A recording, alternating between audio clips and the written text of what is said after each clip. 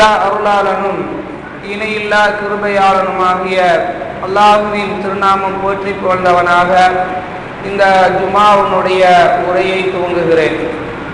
கண்ணியத்திற்குரிய எல்லாம் அல்ல அல்லாஹ் ஜல்லஷானு தஆலாவின் நல்லடியார்களே, சகோதர சகோதரிகளே, புனிதமிகு ரமலானுடைய முதல் ஜுமாவிலே நாம் எல்லாம் ஒன்றாக குழுமியிருக்கின்றோம். ரமலானுடைய ஜுமாக்கள் புத்துணர்வு ஊட்டக்கூடியதாக இருக்க வேண்டும் என்பதற்காக வேண்டி ஒவ்வொரு ரமலானிலும் ஒரு குறிப்பிட்ட தலைப்பை எடுத்து அதற்குரிய முக்கிய விஷயங்களை நாம் அறிந்து அதன் அடிப்படையில் நம்முடைய வாழ்க்கையை வடிவமைத்துக் கொண்டிருக்கிறோம். இந்த வருடம் நபியை பின்பற்றுவதற்கு பயிற்சி பெறுவோம் என்ற தலைப்பு தேர்வு செய்யப்பட்டிருக்கிறது. நோன்பு மாதம் என்றாலே பயிற்சிக்குரிய மாதம். எல்லா நன்மைகளையும் அடைந்து கொள்வதற்கும் அனைத்து விதமான பாவமான காரியங்களிலிருந்து தவிர்ந்து கொள்வதற்கான பயிற்சி தான் ரமலானுடைய பயிற்சியாக அல்லாஹ் சொல்லி காட்டுகிறான். நோம்பினுடைய முக்கியத்துவமே அது அல்லாஹ்வுக்கு பயந்து நடக்கக்கூடிய ஆன்மீக வழிகாட்டுதலை உங்களுக்கு கொடுக்கும். அதன் மூலமாக ஏனைய மாதங்களில் இருந்த சில பாவமான காரியங்கள் உங்களை விட்டு விலகி முழுக்க முழுக்க இறை உவப்புக்கு உரிய ஒரு வாழ்க்கையை உங்களுக்கு காட்டி கொடுக்கும், அழைத்து செல்லும் என்று அல்லாஹ் ரப்புல் ஆலமீன் உத்தரவாதம் அளிக்கிறான். அதை நாமும் நிதர்சனமாக உணர்கிறோம். ஆனால் அந்த பயிற்சி ஒவ்வொரு வருஷத்திலையும் வருகிறது. முடிந்து அடுத்த நாளே நம்முடைய மற்ற பாவங்களும் நம்மோடு இணைந்து விடுகிறது. அதுவரைக்கும் டிவி பார்க்காமல் இருந்தவர்கள், ரமலானிலே கேபிளை கட் பண்ணுங்கள் என்று சொன்னவர்கள், ரமலானிலே சினிமாக்களுக்கு போகாதவர்கள், ரமலானிலே இன்ன பிற தீய காரியங்களை விட்டு தவிர்ந்து வாழ்ந்தவர்கள், நோன்பு முடிந்து பெருநாள் அன்னைக்கே இதையெல்லாம் மீண்டும் தொடரக்கூடிய மக்களாக மாறி போய் விடுகிறோம். டிவி கேபிளை கட் பண்ண சொன்னவர்கள் கேபிள் ஆபரேட்டருக்கு போன் பண்ணி உடனே கேபிளை கொடுங்க, போது முடிஞ்சிச்சு என்று அவருக்கு போன் கால் பறக்கிறது. கூட்டம் கூட்டமாக பெருநாள் தொழுகை முடிந்து கூட்டம் கூட்டமாக இளைஞர்கள் எல்லாம் போகிறார்கள். எங்கேயோ போய் அல்லாஹ்வுடைய அத்தாட்சிகளை பார்த்து அல்லாஹ்வை அதிகமாக அந்த நாளில் திக்ர் செய்கிறார்கள் போல அல்லாஹ் தானே சொல்லுகிறான். அப்படி திக்ர் செய்ய போகிறார்கள் என்றால் உண்மையான திக்ர். போய் சினிமா தியேட்டர்ல உட்கார்ந்து 3 மணி நேரம் முழுக்க முழுக்க அல்லாஹ் ரசூல் எல்லாத்தையும் மறந்து விட்டு எவனோ கூத்தாடி அந்த நடிப்பை ரசித்து விட்டு வரக்கூடிய நிகழ்வுகள் தொடர்கிறது. இதெல்லாம் எதனால ஏற்படுகிறது என்றால் இந்த நோம்பினுடைய முக்கியத்துவத்தை உணர்ந்து அது நமக்கு அளிக்கிற பயிற்சியை சரியான முறையில் கையாண்டு கொள்வோமானால் ஏனைய மாதங்களில் நமக்கு இந்த பயிற்சி பயன் தரும். அப்ப ரமலானுடைய நோன்பை சரியான முறையில் பயன்படுத்துவதற்கு மிக முக்கியமாக நபியை பின்பற்றுவதற்கு பயன்படுத்த வேண்டும். இது ஏனைய காலங்களில் நம்மளை அச்சரம் பிசகாமல் வழிநடத்தி கொண்டு போய்விடும்.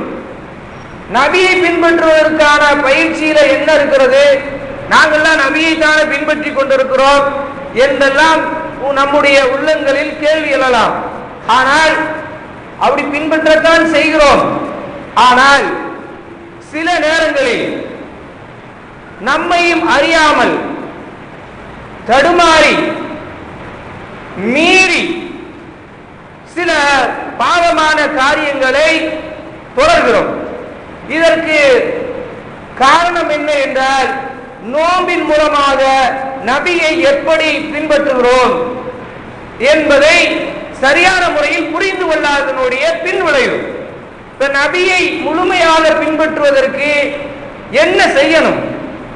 முதலாவதாக நபிகள் நாயகத்தை அறியணும். அவரை பற்றியே தெரியாம அவருடைய சொல் செயல் அங்கீகாரம் எதையுமே புரியாமல் ஒரு ஆளை பின்பற்றுவோம் என்று சொன்னால் அது சும்மா வாய்ச்சவடால் தான், அது எந்த விதமான உண்மையும் இல்லை. ஆனால் நாம் அப்படித்தான் சொல்லிக் கொண்டிருக்கிறோம். நபிகள் நாயகம் ஸல்லல்லாஹு அலைஹி வஸல்லம் அவர்களை பற்றி ஒரு முழுமையான அறிதல் நம்மிடத்தில் இருக்கிறதா? அவர்களுடைய 23 ஆண்டு காலகட்ட வாழ்க்கை நம்முடைய உள்ளத்தில் பசுமையாக என்றென்றும் நிலைத்திருக்கிறதா என்றால், நிறைய பேருக்கு நபிகள் நாயகத்தினுடைய புனை பெயர்கள் தெரியாது. புனை பெயர், நபிகள் நாயகத்தினுடைய புனை பெயர்கள் என்னென்னவாக சொல்லப்பட்டிருக்கிறது என்பது பெரும்பான்மை தெரியாது. அதற்கு என்ன ஆதாரம்? குர்ஆனில ஒரு பக்கத்தில் முன்பகுதியில அல்லாஹ்வுடைய அஸ்மாவுல் ஹுஸ்னா என்று போட்டிருப்பார்கள், இன்னொரு பகுதி பின்னாடி இது முஹம்மதுடைய அஸ்மாவுல் ஹுஸ்னா என்று முஹம்மது ஸல்லல்லாஹு அலைஹி வஸல்லம் 100 பேர் போட்டிருப்பார்கள். அதையும் நாம ஒவ்வொரு குர்ஆன்ல பார்த்துக்கிட்டு சரி உண்மைதான் போல என்று அதை தெரிஞ்சுக்கிட்டு இருக்கோம். நபிகள் நாயகத்துக்கு எத்தனை பிள்ளைகள், அது துல்லியமாக தெரிந்தவர்கள் மிக மிக கம்மி.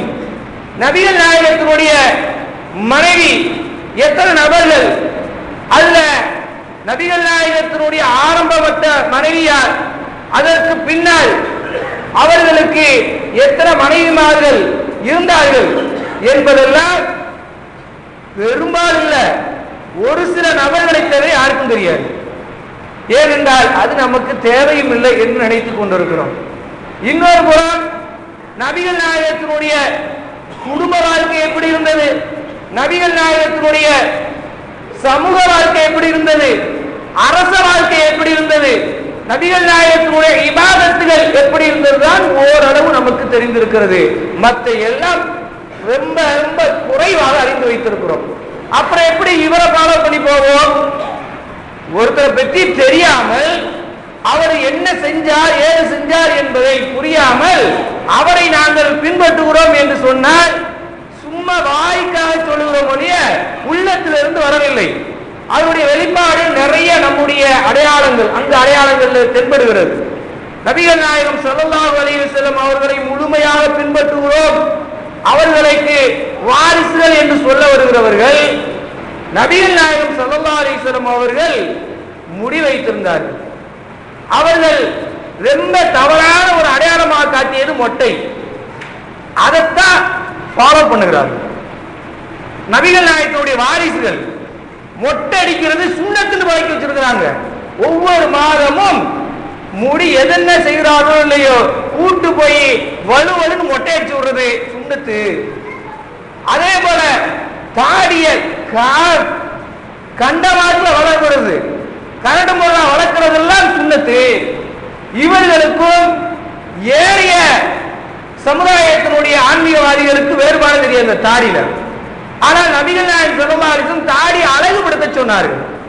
அழகுபடுத்த வேண்டிய ஒரு பொருள் அதுல இப்படி நிறைய நபிகள் நாயகம் ஸல்லல்லாஹு அலைஹி வஸல்லம் அவர்களை பற்றியான முழு விவரங்களையே நாம் அறிந்து கொள்ளாதனால் நம்முடைய ஏனைய மாத வாழ்க்கை நபிகள் நாயகத்தை அடிவொட்டி நடக்காமல் வேறு நபர்களையோ வேறு கூட்டத்தவர்களையோ அல்லது முன்னவர்களுடைய வழிகாட்டுதல் அடிப்படையில் நம்முடைய வாழ்க்கை நடந்து சென்று கொடுக்கிறது, நடக்க போகிறது கொண்டு இருக்கிறது.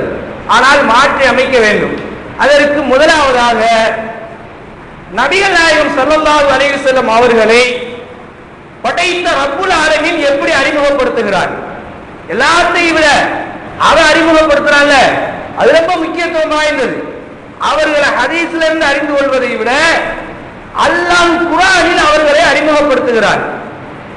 இவர் யார், இவருடைய கேரக்டர் என்ன, இவருக்கு எதெல்லாம் கொடுக்கப்பட்டது, இவர் என்னென்ன தன்மைகளில் இருக்கிறார் என்று நபிகள் நாயகம் ஸல்லல்லாஹு அலைஹி வஸல்லம் அவர்களை படைத்த பரம்பொருள் அறிமுகப்படுத்துகிறார். அந்த அறிமுகம் மாதிரி வேற யாராலும் பண்ண முடியாது. ஃபர்ஸ்ட் நபிகள் நாயகம் ஸல்லல்லாஹு அலைஹி வஸல்லம் அவர்களை அல்லாஹ் எப்படி அறிமுகப்படுத்துகிறான் என்றால், இவருக்கு எதுவுமே தெரியாது.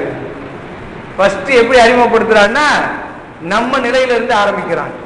நம்ம சொல்லுவோம்ல, எங்களுக்கு என்னங்க தெரியாதுங்க, நாங்க 7 வருஷமா ஓதி இருக்கிறோம், நாங்க என்ன 8 வருஷமா ஓதி இருக்கிறோம், நாங்க 10 வருஷமா 13 வருஷமா, ஏதோ அன்றாட வாழ்க்கையை ஓட்டுவதற்கே கஷ்டமான காலத்துல வாழ்ந்துகிட்டு இருக்கிறோம், எங்களை போய் அது தெரியுமா இது தெரியுமா என்று மார்க்கத்துல கேட்கிறீங்களே என்று சொல்லுகிறோமே, இதைத்தான் நபிகள் நாயகம் ஸல்லல்லாஹு அலைஹி வஸல்லம் அவர்களுக்கு அல்லாஹ் அறிமுகப்படுத்துகிறார். இவர் 40 வருடத்திற்கு முன்னால் இந்த மார்க்கத்தை பொறுத்த வரைக்கும் இப்படித்தான் இருந்தார். எப்படி நமக்கு பெரும்பான்மை தெரியாமல் இருந்ததோ அதே போன்று பெரும்பான்மை விஷயங்கள் தெரியாமல் இருந்தால், வஅன்ஸலல்லாஹு அலைக்கல் கிதாப வல் ஹிக்மத, இவருக்கு அல்லாஹ் வேதத்தை கொடுத்தான், வல் ஹிக்மத ஞானத்தையும் கொடுத்தான், வஅல்லமக மா லம் தகுன் தஅலம், நீ அறியாத விஷயங்களை எல்லாம் உமக்கு கற்றுக் கொடுத்தான். நபிகள் நாயகம் ஸல்லல்லாஹு அலைஹி வஸல்லம் அவர்களை அல்லாஹ் இப்படித்தான் அறிமுகப்படுத்துகிறான். ஆரம்பத்தில் எதுவுமே தெரியாதவர், இன்னியும் சொல்ல போனால் வலது கையால் எழுத தெரியாதவர், படிக்க தெரியாதவராகவும் நீர் இருந்தீர். அதுக்கு அடுத்து என்ன, உமக்கு வேதத்தை கொடுக்க ஆரம்பித்தோம்.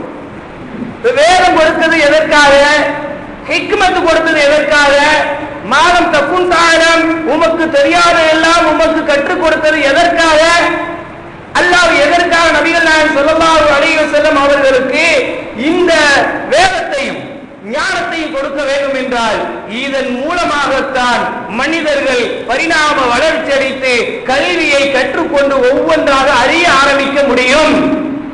இதுக்கு வரணும் ஃபர்ஸ்ட். நபிகள் நாயகம் ஸல்லல்லாஹு அலைஹி வஸல்லம் அவர்களை அறிவ வேண்டுமானால் ஃபர்ஸ்ட் நபிகள் நாயகம் ஸல்லல்லாஹு அலைஹி வஸல்லம் அவர்கள் 40 வயது வரைக்கும் அவர்களுக்கு எழுதவும் தெரியாது, அவர்களுக்கு படிக்கவும் தெரியாது. அவர்கள் ஒரு உம்மி சமுதாயத்திலிருந்து வந்தவர்கள். அவர்களுக்கு வேதம் என்றா என்னென்று தெரியாது, அதே போல தூதுத்துவம் என்னென்று தெரியாது. மொத்தத்தில் நாம் எப்படி இன்று தூதுத்துவம் மறுமை போன்ற விஷயங்களில் பலகீனமானவர்களாக இருக்கிறோமோ அதே நிலையில் பெருமானார் ஸல்லல்லாஹு அலைஹி வஸல்லம் அவர்கள் இருந்தவர்கள். ஏகத்துவத்தில் அப்படி இல்லை, அதுல சரியா இருந்தாங்க. இந்த தூதுத்துவம் ஏன்னா அதனாலதானே போனாங்க. என்ன ரசூலாவுக்கு தூதுத்துவம் தெரியாத, ரசூலாவுக்கு தூதுத்துவம் வந்த தெரியாதனாலதான் வரக்கத் இப்னு நௌஃபல் ஓடினாங்க. கூட்டு போய் இந்த மாதிரி எனக்கு ஒரு பெரிய உருவம் தென்பட்டது என்று அவர்கள்ட்ட போய் கதீஜா ரலியல்லாஹு அன்ஹா அவர்கள் முறையிடுகிறார்கள். அவர்தான் சொல்கிறார், அல்லாஹ் உம்மை தூதராக தேர்ந்தெடுத்திருக்கிறார். அதே போல வேதம் என்று என்னன்னு தெரியாது என்பதை அல்லாஹ்வே சொல்லிக் கொடுக்கிறார்.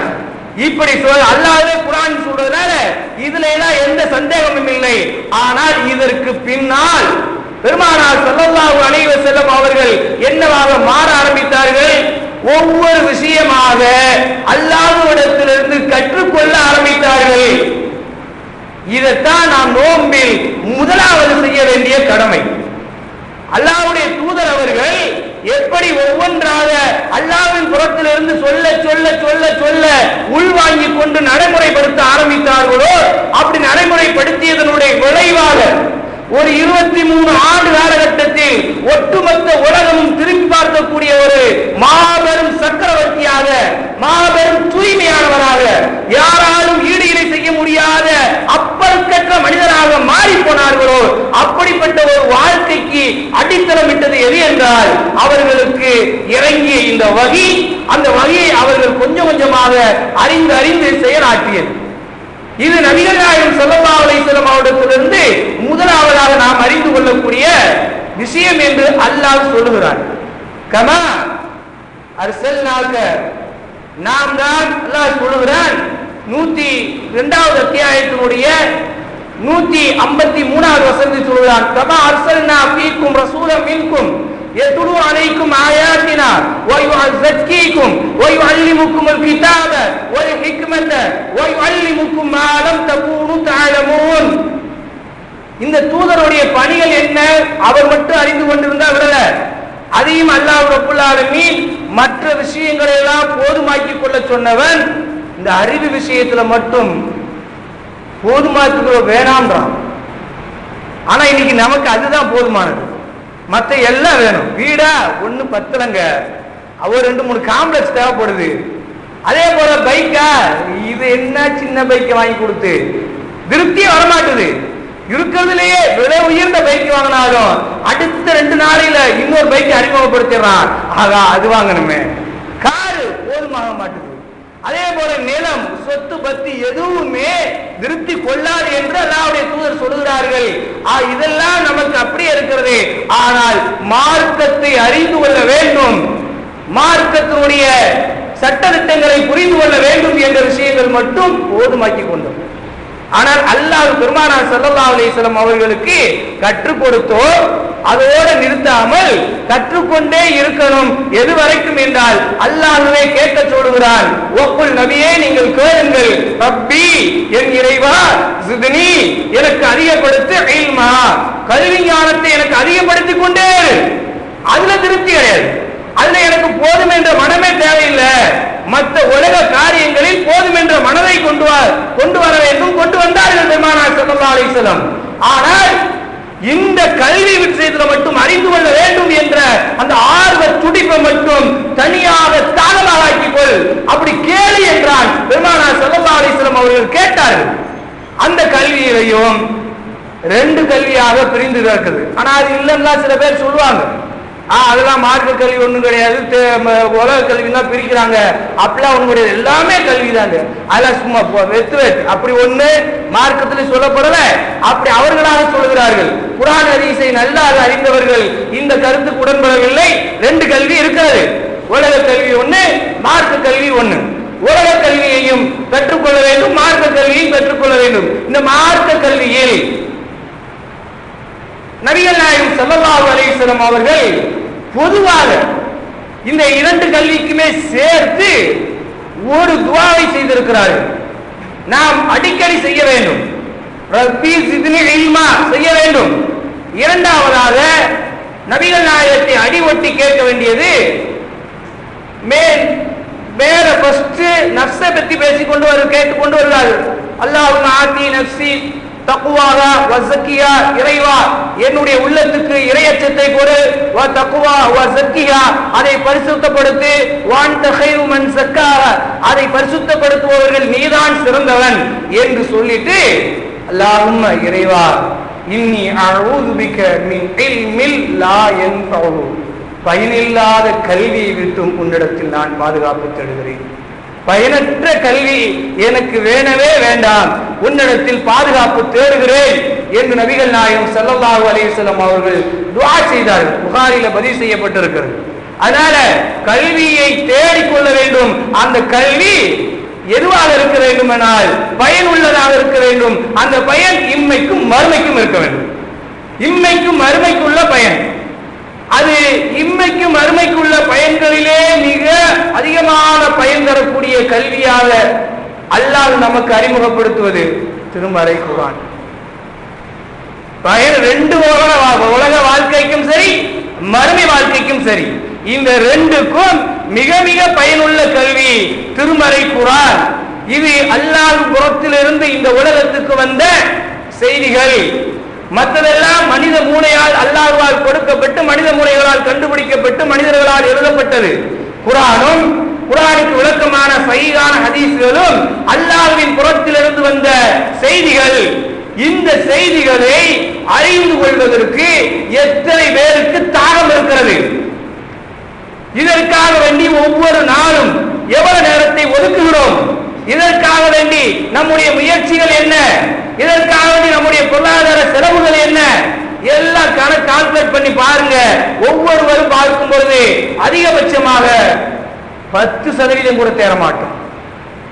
மற்ற உலக வாழ்க்கைக்கு எடுத்த முயற்சிகள், மற்ற உலக வாழ்க்கைக்கு எடுத்த பொருளாதார செலவுகள், அதற்காக வேண்டியான முன் முயற்சிகள் எல்லாத்தோடு ஒப்பிட்டு பார்த்து திருமறை குர்ஆனோடும் திருமறைக்கு விளக்கமான சஹீஹான ஹதீஸ்களோடும் நாம் எவ்வளவு தொடர்பு வைத்திருக்கிறோம்.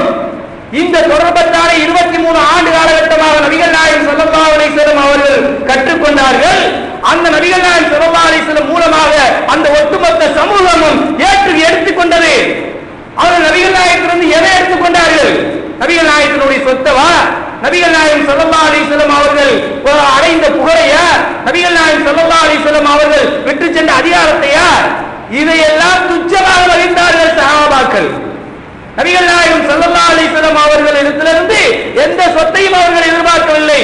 நபிகள் நாயகம் விட்டு சென்ற அந்த பதவியை, அரச பதவியை ஏற்றுக்கொள்வதற்கு பல சஹாபாக்கள், விரல் வெட்டி எண்ணக்கூடிய சிலர்களை தவிர பலர்கள் இதை அற்பத்திலும் அற்பமாக கருதினார்கள். பயந்து ஓடி ஒதுங்கினார்கள். எனக்கு வேணாம் இது. எதை? இந்தியாவுடைய பிரதமர் பதவி வேணான்னு சொல்லுவோமா? இந்தியாவை எல்லாம் மிக பிரம்மாண்டமான தேசம் அது. தேசம் என்ன?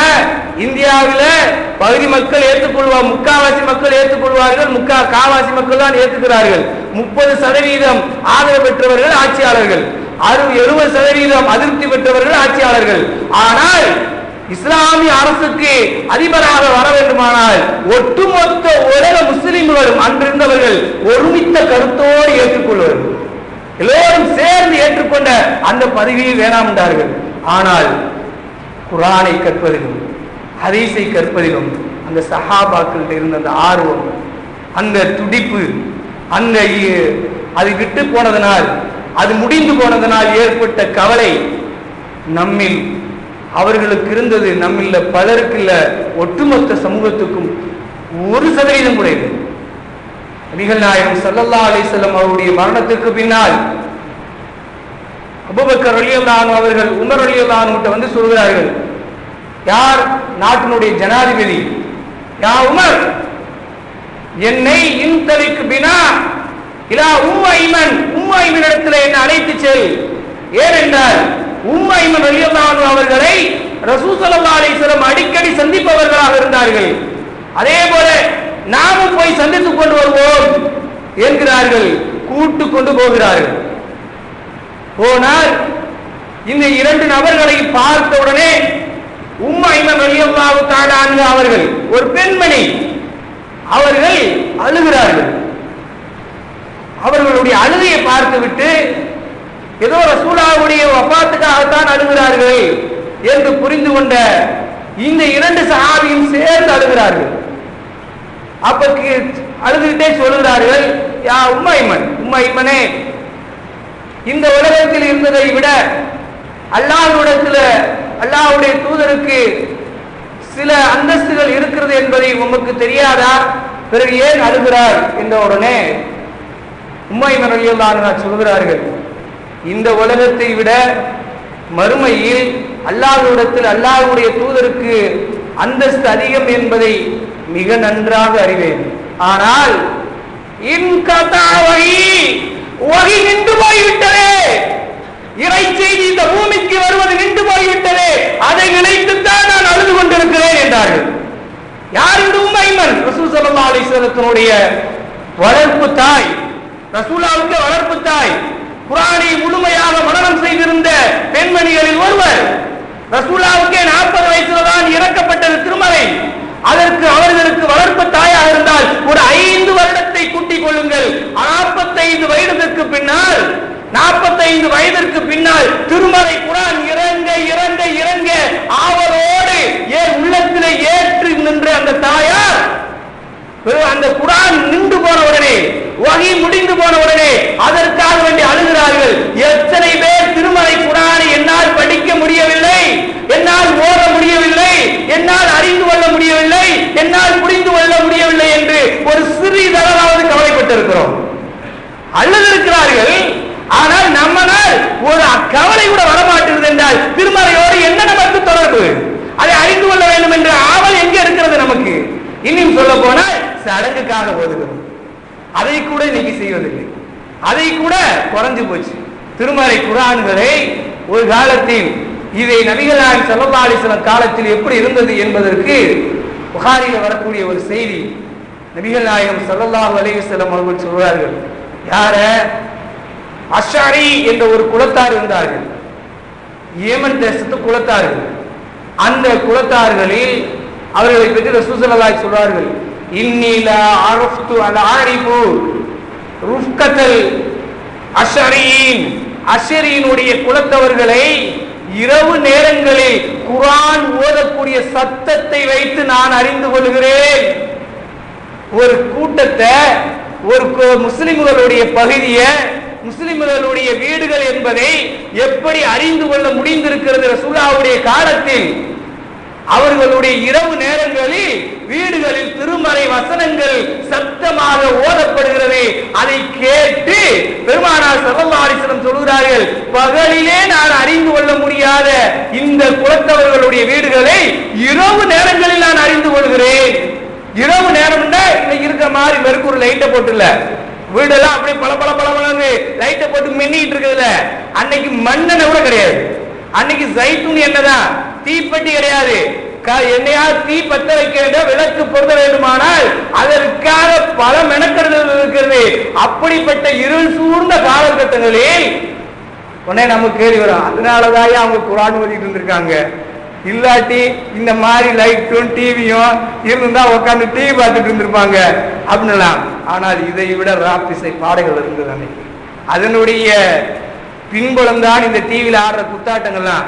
அன்னைக்கு இல்லாமலாம் இல்ல, அன்னைக்கு பெரும் பெரும் தீ பந்தங்களை வைத்துக் கொண்டு, இரவனுடைய தப்படித்துக் கொண்டு, மது வைத்துக் கொண்டு இந்த மாதிரி தவறான பெண்களை ஆட விட்டு ரசித்துக் கொண்டிருந்த காலகட்டம் தான் அதுவும். ஆனால் எப்படி காலமா மாறுகிறது, இப்படி போதையிலும் அதே போல சூதிலையும் பெண் மோகத்திலே மூழ்கி கிடந்த அந்த சமூகம் கொஞ்சம் கொஞ்சமாக குர்ஆன் இறங்கியவுடன் மாறுகிறது. எப்படி மாறுகிறது? இரவு நேரங்களில் தங்களுடைய வீடுகளில் திருமறை குர்ஆனை ஓதி நம்முடைய நேரங்களை எல்லாம் பயனுள்ளதாக மாற்றினார்கள். ஆனால் நம்முடைய வீடுகளில் அஸ்ஸலாமு அலைக்கும் என்று போட்டிருந்தா முஸ்லிம் வீடு, அந்த வீட்டுல குர்ஆன் சத்தம் கேட்குதா இல்லையோ, நைட்டு போனா டிவி சீரியல் சத்தம் கேட்கிறது. அதே போல 786 போட்டிருந்தா முஸ்லிம் வீடு, சில குர்ஆன் வசனங்களை எழுதியிருந்தால் முஸ்லிம் வீடு. ஆனால் முஸ்லிம்கள் வீடு, முஸ்லிம்கள் என்ற பகுதி அறிந்து கொள்வதை பெருமானார் ஸல்லல்லாஹு அலைஹி வஸல்லம் காலத்திலே எப்படி ஆய் மாறுச்சு என்றால், வீடுகளில் குர்ஆன் வசனங்கள் ஓதப்பட்டு கொண்டே இருக்கும். அதுல அதே குலத்தை சேர்ந்த அபூ மூஸா ரலியல்லாஹு அன்ஹு அவர்களுக்கு ரசூல் ஸல்லல்லாஹு அலைஹி வஸல்லம் சொன்ன செய்தி முஸ்லிமில் இருக்கிறது.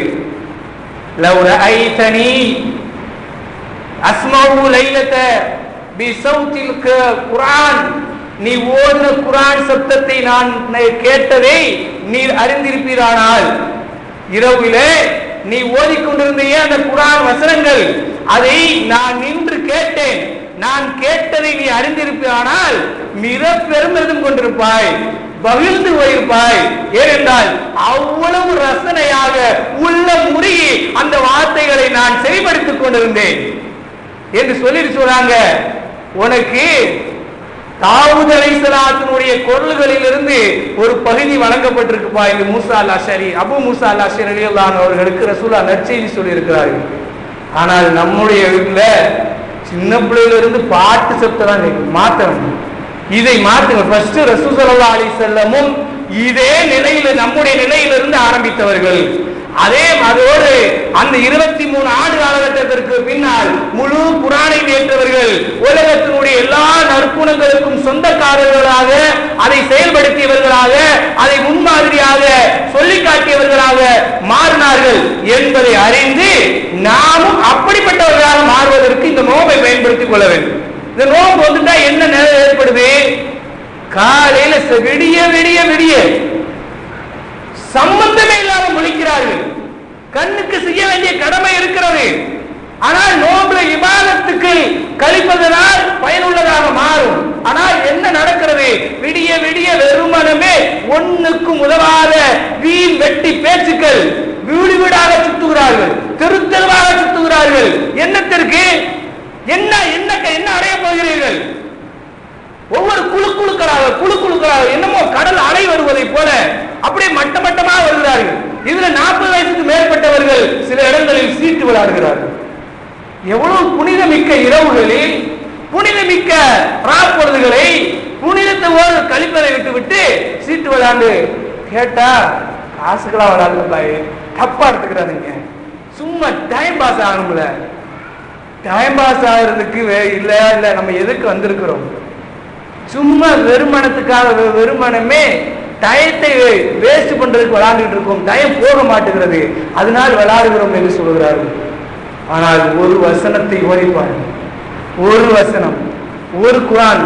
இதுல என்னன்னா சில பேருக்கு தயக்கம், இந்த வயசுக்கு மேல நான் எப்படி போய் படிக்கிறது, இந்த வயசுக்கு மேல எனக்கு முடியுமா? ஒரே ஒரு ஹதீஸ் புகாரில வரக்கூடிய 66வது ஹதீஸ், அதோட முடிப்போம். ரசூல் ஸல்லல்லாஹு அலைஹி வஸல்லம் அவர்கள் காலத்துல ரசூலா இப்படி பள்ளிவாசல்ல உட்கார்ந்து இருக்கிறார்கள். ஒரு 3 நபர்கள் வருகிறார்கள். இந்த 3 நபர்களில் ஒருத்தர்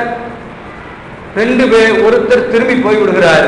2 நபர்கள் ரசூலாவோட அறைக்கு நெருங்கி, ஒருத்தர் ரசூலாவுடைய பக்கத்துல நின்றுகிட்டு ரசூலா என்ன சொல்றாங்கன்னு கேட்கிறாரு, கவனிக்கிறாரு, ரசூலாவோடு இணக்கமாயிட்டாரு. இன்னொருத்தர் வெட்கப்பட்டது, யாரு இந்த கூட்டத்துக்குள்ள நம்ம போய் அவர் பக்கத்துல உட்காந்துக்கிட்டு எதுக்கு அப்படின்னு சொல்லி ஒரு மூலையில போய் உட்காந்துட்டாரு. உட்காந்துட்டு அந்த அவையினுடைய முடிய போற தருவாயில் ரசூல் ஸல்லல்லாஹு அலைஹி சொன்னார்கள், அலா உஹ்பிருக்கும் அன் நஃபரி ஸலாஸதி, அந்த 3 நபர்களை பற்றி உங்களுக்கு நான் அறிவிக்கட்டுமா? அப்பொழுது ரசூல் சஹாபாக்கள் அமைதியாக இருக்கிறார்கள்.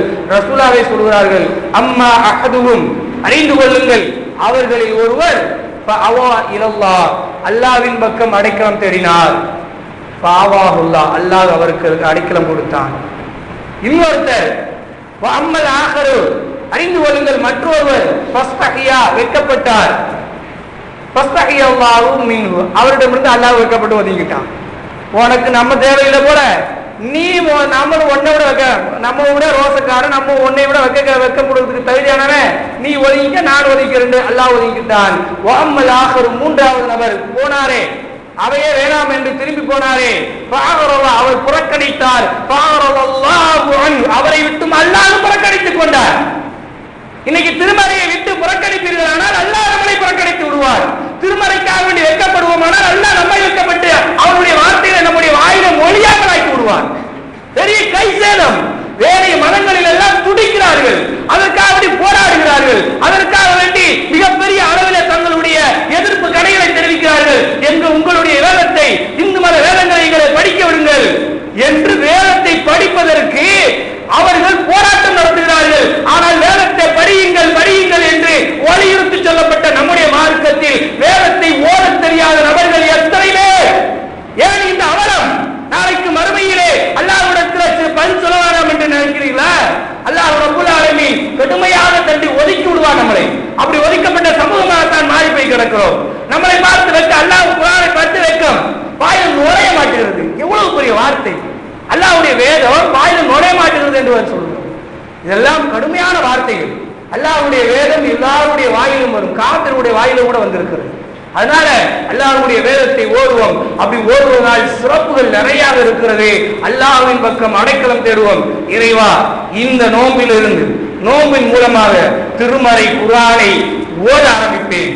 ஓத தெரியலாட்டி வெக்கம் எதையுமே தூக்கி ஓத கட்டிவிட்டு நான் ஓத கற்றுக்கொள்வேன். அதற்காக வேண்டி காலையில சகருக்கு சாப்பிட்டு, இப்ப எல்லாம் அசிடிட்டி ரொம்ப பெருசா இருக்கிறது, உடனே தூங்க வேணும். ஃபஜ்ர் தொழுதுட்டு கொஞ்ச நேரம் உட்கார்ந்து ஓதுங்க. அதுக்காக முன்முயற்சி எடுங்கள். அல்லாஹ் ரப்பல் ஆலமீன் அதற்குரிய தௌஃபீக்கை தந்து குர்ஆனோடு பிணைந்த வாழ்க்கையாக பெருமானார் ஸல்லல்லாஹு அலைஹி வஸல்லம் அவர்கள் எப்படி குர்ஆனோடு பிணைந்தவர்களாக இருந்தார்களோ அதே போன்று நாமும் குர்ஆனோடு பிணைந்து இணைந்து அதனோடு உறவாடி மறுமையிலும் அதோடு உறவாடக்கூடிய பெரும் பாக்கியத்தை அல்லாஹ் ரப்பல் ஆலமீன் உங்களுக்கும் எனக்கும் தந்தல் புரிவானாக.